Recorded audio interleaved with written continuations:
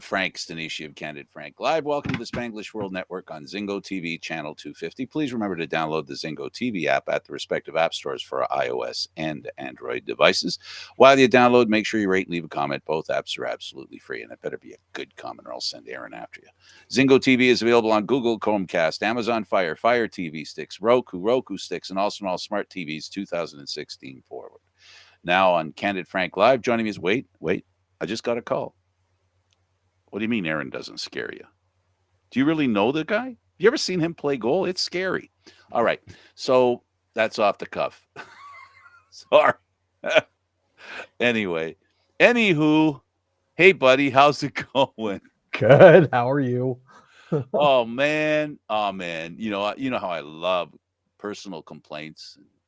We got stuck behind the school bus. Oh goodness. And I said, I think we can make it back in time.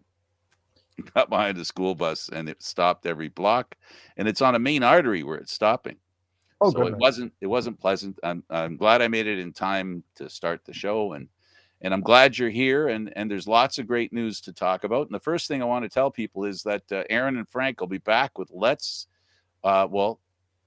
Talk. We're going to talk about the Maple Leafs with the playoffs coming up.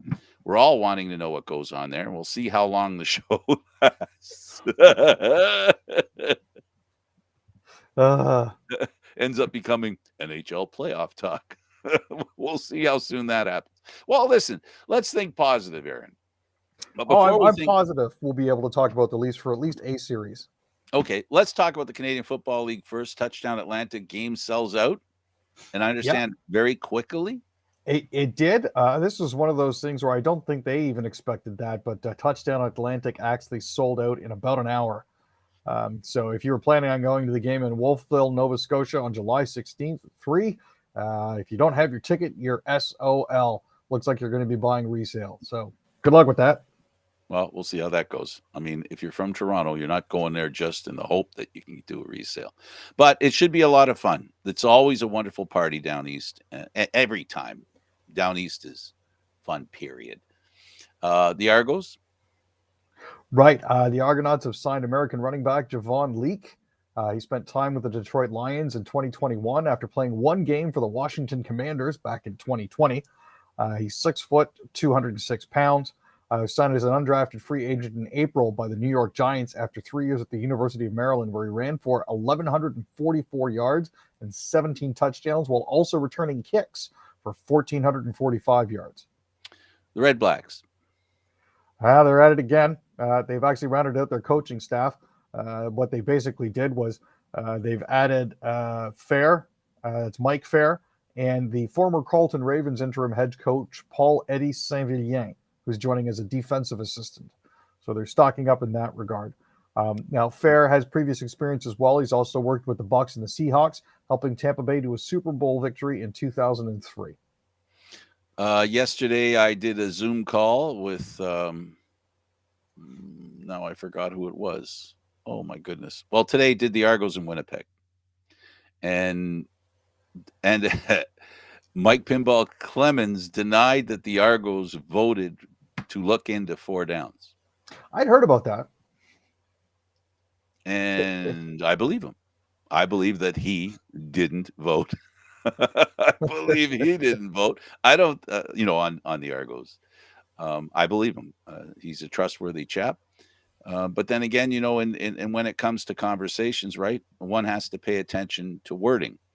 And for those of you that pay attention to U.S. news, you'll know that Marjorie Taylor Greene answered whenever she was asked about something that she did was kind of illegal. She would say, "I don't remember saying that." Perjury, Taylor Greene? Well, yeah. um, you know. So anyway, and I'm not comparing the two, by the way. I just want to make that clear. That words matter, anyways, what I'm getting at. The Golden Knights, they lost, and unfortunately, along with that loss, the Stars we round out the dancers at the NHL playoffs. So this was an instance where the Golden Knights had to win. I don't think a win after tying was going to help them at all in any of this, and it does look like they have actually been almost officially eliminated. They're currently 2 points ahead of Vancouver with 2 games remaining in the season. So that's still a question there. It's a possibility. If Vegas is going to make it, they're really going to need some help. I'm hoping, however, that Vancouver will come out on top because I'd like to see them get back to the show. Well, it doesn't You look know. good. I'm disappointed already with Winnipeg out, and I'm not happy with Vancouver being out. I like that team. That team could do some damage in the playoffs, and I'm afraid they won't get a chance. Speaking of not getting a chance in the playoffs, the Montreal Canadiens. Right. Now, they are going to be playing New York. The Canadians are currently mired in a bit of a skid. And when I say bit of, I mean 9 games. It'll end soon. Don't worry. Well, yeah, in another couple of games, I'm sure the streak It'll will end be over. We'll just leave it at that. But yeah, it's interesting to note that Montreal is currently only scoring 2.6 goals a game. That is the lowest goals for total in the NHL. Aaron, So I got a question. Is Carey Price playing in the right net? I'm wondering about that on occasion. Is he in the right net? He was actually, I think, pulled partially through their last games as well. I think he might have re-aggravated something, or they were just I trying to know save he's him the gone to New embarrassment. York. One of the two. He's gone to New York for tests. Yeah. So Wow. his comeback hasn't been good. And the whole theory of him coming back this late in the season wasn't about salvaging the season for the Montreal Canadiens. It was salvaging a positive opinion that would cause him to come back next year with the hope for he and his team that he could play next year. This isn't what they wanted to hear. This does not fit into the narrative that they were looking for. No, it's definitely not the way they want to have it end. Going 1-9-0 in their last 10 games is just not healthy for anybody. So it's a difficult time for the Habs. I don't envy them in the position that they're in.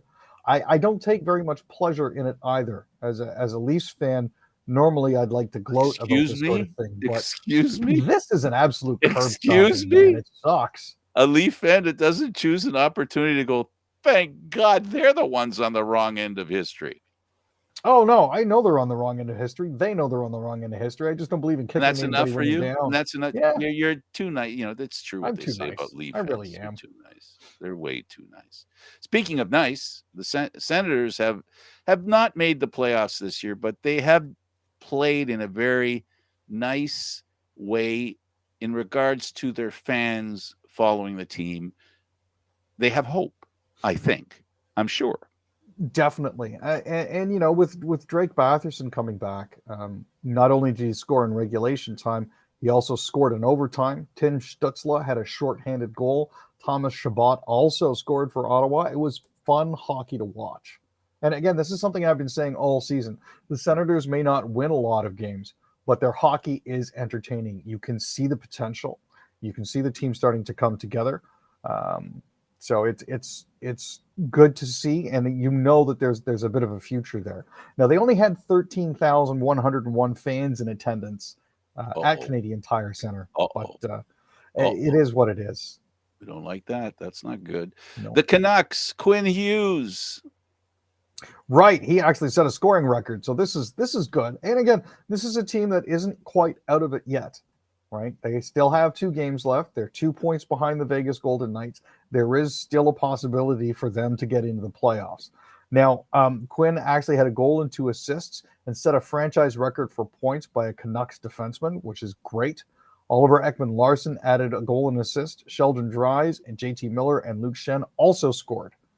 And Connor Garland contributed with 3 assists. That's as the Canucks dumped the Kraken 5-2. And the other Connor outshone Crosby. Definitely. This was actually to seal up second place in their particular division. Connor McDavid helped the Oilers get past the Penguins 5-1. So it was a great game to watch as well. I don't mind staying up late for these sorts of things. And if you like old-fashioned smash your mouth hockey, the Calgary Flames, they are the poster child for old-fashioned physical punishing hockey, and the team that they played and that they might be playing in the first round of the playoffs, the Nashville Predators, they gave an introductory to what a playoff round would look like with them. Definitely, and this was one of those physical, close checking games that you as a player that played the way I did, I love to see this sort of thing. So And close. yeah, right, right up close and personal. So close. They definitely they're like Italians. They talk with their hands. Not just kidding. The Maple Leafs, Matthews got his 59th and 60th goal, and I loved the goal to make 60. That was a Matthews goal through and through with one of his best qualities, which is ragging the puck. I mean, the guy, you'd think he was playing in a beer league the way he handles that puck and that blue line. And there are people are trying to intimate, oh, don't look because it might have been. It wasn't offside, for goodness sake. If it was offside, Detroit's coach would have thrown the challenge flag faster than you could possibly imagine. Anybody would have. The goalie Yeah, would have. He didn't want to be the one that now, and for the next 100 years, they'll be showing, Matthews scoring on, and he played a great game. Detroit was defensively very, very sound. Nothing like the last game they played. It was what, 27-26? What was it? No, 10-7. something like that. Yeah, it was a touchdown and a field goal to a touchdown. They look good. Detroit looked really good, I gotta say. No, there is some positivity there. One of the other takeaways was Tyler Bertuzzi wasn't able to play, and again, this is because he's unvaccinated and was therefore unable to cross the border. He's not helping his team, but that is what it is. Again, we can get into this topic and get into the weeds. At the end of the day, there are rules. There's going to be, I can tell you this, Aaron, soon there will be a lot of conversations going on. Well, it started with the NBA, lacrosse. Mm-hmm. Then, of course, all the sports now have gone one circle around, everything's back open again. But the vaccination thing, in basketball, we were introduced to that. In baseball, do you think they'll go through the whole season not allowing people who are unvaccinated to come to Toronto? And do you think if they don't, will it be because MLB will be putting some political pressure on? I hesitate to say that the government would cave to big business interests, but we've seen it happen in the past. It's not entirely unexpected. As it currently stands, I know that a lot of the mask mandates and everything else were supposed to be out of here by the end of last week. So around the 21st, everything was supposed to be dropped. And that doesn't look like it's changing. So, oh, well, there's some furor going on. What's this about? I don't know. Major League Baseball has a big problem with Mets. Right. This is a bit of an issue that they've had. There are some complaints. A lot of people were upset about baseball and pitchers using stuff on the ball to get more spin out of it. So every so often, sorry, I'm sorry. You go. I let you go. I was going to say, so baseball said, well, we're going to fix this. A, you can't use sicky stuff. And B, we're going to make the balls smoother, which means it's harder for pitchers to grip the ball, and they're not getting as much spin, which means there's less control when it comes to pitching. And the Mets, there's a bit of frustration because through 19 games, Mets batters have been hit 18 times. That's at a rate of 1 a game. And usually batters getting hit by pitches is a very rare thing. Continuing on in that same vein, 2 Mets were hit today in the game. There was actually a bench-clearing brawl approximately an hour and 10 minutes ago in a game that the Cardinals won 10-5. So you wonder about that sort of thing, right? Maybe there's something there. The Blue Jays, Bichette hits a tie-breaking grand slam. That was 2 nights ago. Last night, we had Springer tie the game in the bottom of the 9th, and then they went to extra innings, and then Romano pitches out of a bases-loaded, none-out situation. Holy moly, Aaron. I mean, is it October or April? Honestly, it feels like Little League Sandlot ball that they're playing out there, but they're getting wins, so I really don't think anybody particularly cares. But yeah, I mean, Springer hit the 2-run homer to force extra innings, and Raim El Taipa hit a game-ending sac fly in the 10th. So, this is one of those things. They walked Guerrero to begin the 10th, and then Alejandro Kirk walked. Then Matt Chapman struck out. Then Tapia hit a fly ball to left on the ninth pitch of his at bat. Yep. They got him So, because he was a contact hitter. You couldn't have a yeah. better situation than that. The other thing to note is that we talked about the Blue Jays and how they've been doing. It's been amazing how their pitching has done. And now it's getting a chance to recover because it had a tough first week where they were the starting. Relievers pitched more innings than the starters in the first couple of weeks. So it's been a real interesting situation. The Raptors, they won a game, then won another game since they now it was like never happened before 3-0 to win a series. To 43 teams have won. No, 13. I apologize. 13 teams have come back from a 3-1 deficit, and only 4 teams have come back from a 3. It's the other way around. Anyway, I the get what you're point trying is, to say there, the but it's a point is, very oh rare man, thing. I'm tripping all over myself because I don't have this written down, and I'm just mentioning that the odds. It's not like hockey, and I wonder, Aaron, what I wanted to ask you as us being hockey fans, and we love basketball too, but I think at our root we're hockey fans, and is it because basketball players don't have the belief? Is it the game that doesn't afford? Because in hockey, when you're ahead 3-0, you start panicking because a 4-3 comeback is very possible, and you know it. No, and It's a we've different we've always attitude. we've always mentioned that basketball, like lacrosse, is a game of runs. Right. One team is going to rip off 14 or 15 points at a time, and you're going to be trying to play catch up. I don't know if you get to a certain point where players just think it's insurmountable, but the fact that the Raptors absolutely walked the Philadelphia 76ers, what was it, 103-88, was just absolutely fantastic to watch.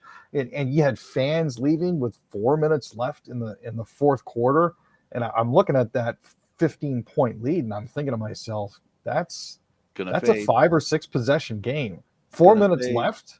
It's gonna 4 minutes fade. left. It Right? didn't. No. It's gonna fade. No, it didn't. Yeah. Oh, Toronto sports fans who aren't, deep rooted basketball fans, I really believe the way they're looking at it, they're going, so what's the big deal? I don't think as a group, Toronto sports fans that are following the Raptors, they're being informed. I don't know how many of them know, and whether it's settled in, that how amazing if the Raptors can win the next game and go to Philadelphia for a game 7 with a chance to do something no other NBA team has done. Now, it hasn't been around 100 years like hockey, but it's been around for a while. The NBA basketball has been around for a while, and that's a pretty interesting record. And the coaching to me is amazing.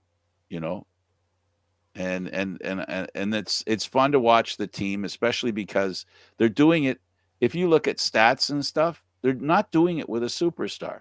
They don't have any leader and any, you know, but they do, but not as much as you would expect with a team that you figure has a shot at winning a championship. well, I mean, this isn't a team that has LeBron James or has Dwayne Exactly. Wade or a Harden or or anybody like that. This That's is a a box they can't check. No, this is one of those teams that gets by based on the fact that they are more than the sum of their parts when they all work together and everything clicks. And the fact that they're really a very, very composed and level-headed team when it comes to this sort of thing. And the Um, opposite can be said of Philadelphia. Now, I did see Joel Embiid complaining about having a foul called against him after he ran over one of our players underneath the basket, and I loved to hear them getting booed off the court at the end of the first Oh half. my, But that was there's a lot of work to do still. There's 2 games left in the that series, was amazing. so I want to also mention, and we didn't talk about the CFL's new rules. They've changed a bunch of rules, the hash marks. Um, there's some really interesting rules. You can have 2 quarterbacks on the field at once, and there's a lot of interesting rules. We'll talk about that next time. We'll get into that. Let's talk about some shenanigans that are going on. I know you love your shenanigans. Let's start with Marvel shenanigans. Right. So, as you may well know, Elon Musk has put up $46.5 million in order to, sorry, $1 billion in order to buy Twitter. Oh boy. This didn't sit well with a lot of folk. One of them being Simu Liu, who asked on Twitter, "Was there nothing better to do with $44 billion?" Some people said, "Well, it's his money. He can do whatever he wants with it. Him buying Twitter is like you buying a candy bar." And it's like, Well, well, free I mean, I speech. can understand that, but It's there is there is one of those situations. It's like you either like the idea that he's doing it or you don't. There does not seem to be a middle road, generally speaking. no, there really doesn't seem to be, and it's unfortunate, but like this is one of those cases where it's like you could probably find something better to do with your money. Now, the one thing he did say that I think is really important is that he wants to eliminate bots. Well, he also wants your personal information. Well, you So can take a hike there.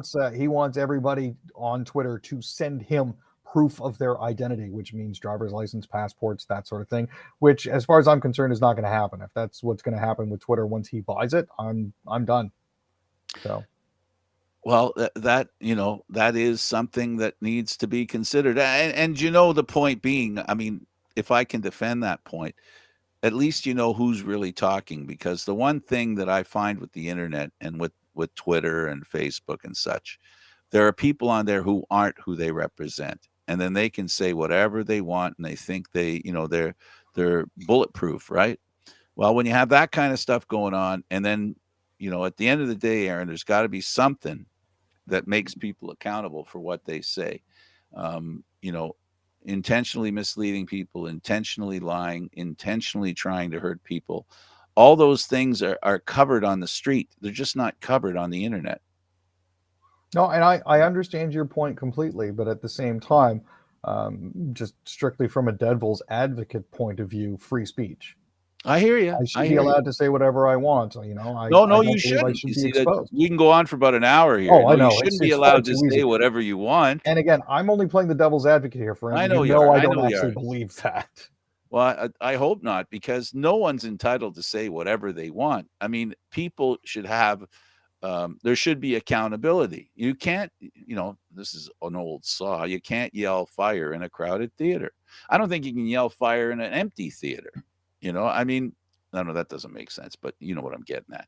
Like, if there isn't one, is the point. Yeah. So, yeah, well, we can save that one for later. The point is, Elon Musk is not exactly a guy you can trust 100%, because he's a guy who shut down employees from offering free speech. So, it's not like he's willing. I think what we can safely say, and I think we can agree on, even your alter ego and my alter ego can agree on, Elon Musk believes in free speech. His. New census data offers snapshot of Canada's transgender population. Now, newly released census data actually shows 0.33% of Canadians aged 15 or older, or about 100,000 people, identify as transgender or non-binary. This is new information from Stance Canada, which gives us an unprecedented look at this. Um, so it's about time that the census acknowledges these different sorts of things, and I'm glad to see the change. Well, that's fair. Justice Minister invokes cabinet secrecy around use of Emergencies Act. So they're trying to keep something secret here, Aaron. What's up with that? Well, David Lametti has repeatedly invoked cabinet confidentiality. And while the government has received advice to revoke the declaration, on multiple occasions he responded, "We would not betray cabinet confidence." Now, this has obviously been a central concern for the Conservatives since the launch of a separate public entry into the use of the Emergencies Act. Both the committee, by the way, and the inquiry are not out of the ordinary. This is actually written into the Emergencies Act that you have to do that after 60 days. But as to the wider implications of this, it may just be that they may not want to discuss everything that's currently under investigation. Mail in Vancouver, they're having issues there in downtown Vancouver. What's going on there? Well, it's Vancouver's downtown east side, formerly known as Crackton and Hoboville. There are some concerns apparently for Canada Post employees' safety in those particular areas. Now, Canada Post hasn't exactly specified exactly what it is that they're concerned about there, but there's about 550 to 600 residents that haven't received their mail in about a month. And there We'll are leave some it. folks in there that depend on the mail. We'll leave it there, Aaron. Thanks for being here. Thanks for doing what you do. Thanks, Frank. For Aaron William Freeland, I'm Candid Frank Stanisci. Thank you for watching Candid Frank Live, Aaron. Mondays, Wednesdays, and Fridays at 6 p.m. Eastern Standard Time. Take note, Leaf Talk comes back on Thursday. This show can also be heard on the Spanglish World Radio Network. For Candid Frank Live, other news, entertainment, and sports programming we offer, please check out SpanglishWorld.ca. Spanglish World. Watch it, hear it, read it, download it, and live it. Thanks for watching, everybody. Ciao for now.